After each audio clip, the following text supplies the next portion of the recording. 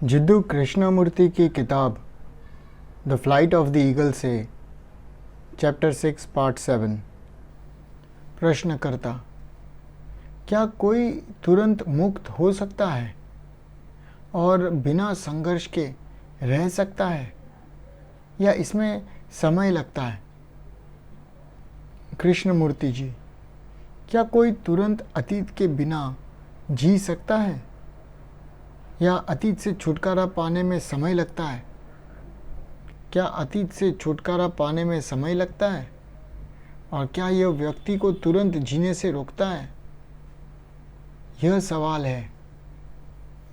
अतीत एक छिपी हुई गुफा की तरह है, एक तहखाने की तरह जहां आप अपनी शराब रखते हैं। अगर आपके पास शराब है तो क्या इससे मुक्त होने में समय लगता है? समय लेने में क्या शामिल है और इसकी हमें आदत है। मैं अपने आप से कहता हूँ, मैं समय लूँगा। पुण्य प्राप्त करने की चीज़ है। दिन प्रतिदिन अभ्यास करने के लिए मैं अपनी नफ़रत, अपनी हिंसा से धीरे धीरे छुटकारा पाऊँगा। यही हमारी आदत बन चुकी है, यही हमारी कंडीशनिंग है। और इसीलिए हम अपने आप से पूछते हैं कि क्या सभी अतीत को धीरे धीरे निकालना संभव है जिसमें समय शामिल है? यानी हिंसक होकर मैं कहता हूँ, मैं धीरे धीरे इससे छुटकारा पा लूँगा। इसका क्या मतलब है? धीरे धीरे, कदम दर कदम। और इस बीच मैं हिंसक हो रहा हूँ। हिंसा से धीरे धीरे छुटकारा पाने का विचार पाखंड या हिपोक्रेसी का एक रूप है। जाहिर है, अगर मैं हिंसक हूँ तो मैं इससे धीरे धीरे छुटकारा नहीं पा सकता। मुझे इसे तुरंत ख़त्म कर देना होगा। क्या मैं मनोवैज्ञानिक चीज़ों को तुरंत ख़त्म कर सकता हूँ? मैं नहीं कर सकता। अगर मैं धीरे धीरे अतीत से खुद को मुक्त करने के विचार को स्वीकार करता हूँ। लेकिन महत्वपूर्ण बात यह है कि इस तथ्य को बिना किसी विकृति के, जैसे अभी है वैसे ही देखना है। अगर मैं ईर्ष्यालु और द्वेषी हूँ, जेलस और एनवियस हूँ, तो मुझे इसे पूरी तरह से देखना चाहिए। आंशिक नहीं, पर पूरी तरह से इसका अवलोकन करना होगा, इसे देखना होगा। मैं अपनी ईर्ष्याओं को देखता हूँ। मुझे ईर्ष्या क्यों है? क्योंकि मैं अकेला हूँ। जिस पर मैं निर्भर था उसने मुझे छोड़ दिया और मुझे अचानक अपने खालीपन का, मेरे अलगाव का सामना करना पड़ा और मुझे इससे डर लगता है। इसीलिए मैं आप पर निर्भर हूँ। और यदि आप मुझसे दूर हो जाते हो तो मैं क्रोधित हो जाता हूँ, ईर्ष्यालु हो जाता हूँ। सच तो यह है कि मैं अकेला हूँ। मुझे साथी चाहिए। मुझे न केवल मेरे लिए खाना बनाने बल्कि आराम देने, यौन सुख और बाकी सब कुछ के लिए भी किसी की ज़रूरत है। क्योंकि मूल रूप से मैं खुद को अकेला महसूस करता हूँ और इसीलिए मुझे जलन होती है। क्या मैं इस अकेलेपन को तुरंत समझ सकता हूँ?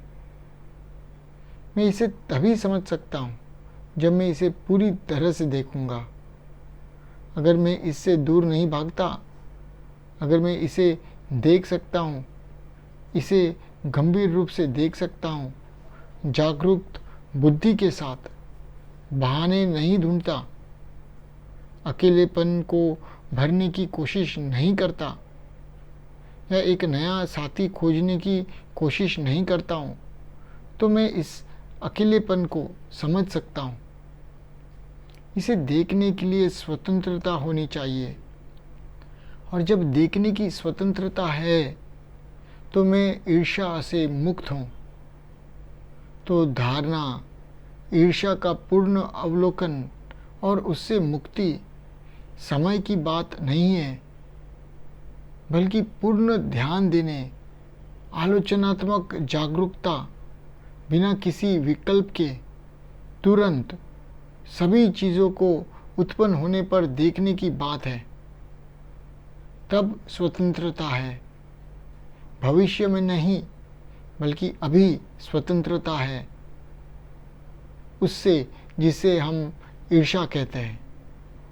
यह समान रूप से हिंसा, क्रोध या किसी अन्य आदत पर भी लागू होता है। चाहे आप धूम्रपान करते हो, शराब पीते हो या यौन आदत रखते हो, अगर हम उन्हें बहुत ध्यान से, पूरी तरह से अपने दिल और दिमाग से देखते हैं, तो हम बुद्धिमानी से उनकी पूरी सामग्री से अवगत होते हैं। तब स्वतंत्रता है। एक बार जब यह जागरूकता काम कर रही होती है तो जो कुछ भी उठता है, भले वो क्रोध हो, ईर्ष्या हो या हिंसा हो, क्रूरता हो, दोहरे अर्थ के रंग या शत्रुता हो, इन सभी चीज़ों को तुरंत पूरी तरह से देखा जा सकता है। उसमें स्वतंत्रता है और जो कुछ भी वहाँ था वह समाप्त हो जाता है। इसीलिए अतीत को समय का उपयोग करके नहीं मिटाया जा सकता है। समय स्वतंत्रता नहीं ला सकती। क्या यह क्रमिकता या ग्रेजुअलनेस का विचार धीमे धीमे होगा, समय के साथ होगा, आलस्य का एक रूप नहीं है? क्या यह नहीं दर्शाता है कि हम अतीत से जैसे ही वो उठता है तुरंत निपटने में असमर्थ है? जब आपके पास अतीत को स्पष्ट रूप से देखने की आश्चर्यजनक क्षमता होती है, जैसे कि यह उठता है, और जब आप इसे देखने के लिए अपना दिल और दिमाग पूरी तरह से देते हैं, तो अतीत समाप्त हो जाता है। इसीलिए समय और विचार अतीत को समाप्त नहीं करते, क्योंकि समय और विचार अतीत हैं।